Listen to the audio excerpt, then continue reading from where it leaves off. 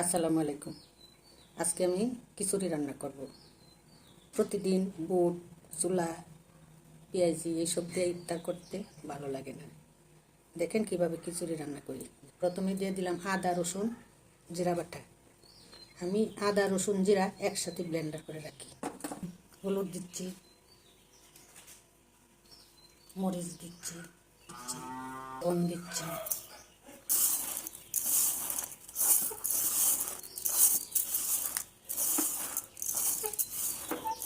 করে মেখে কিছুক্ষণ রেখে দিবেন রেস্টে।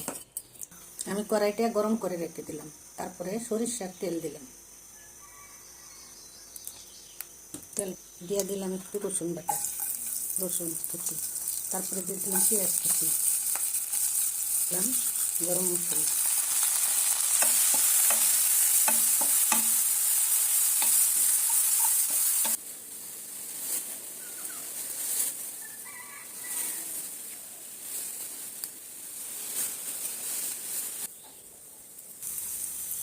পেঁয়াজটা লাল হয়ে আসলে চালটা দিয়ে দিলাম,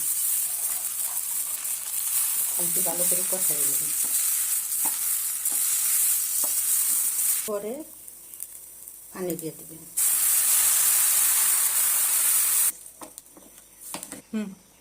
তারপরে গোটা চার কাঁচামরিচ দিয়ে দিবেন, তারপরে ডেকে দিবেন। ওইটা দিয়ে দিলাম মটরশুঁটি,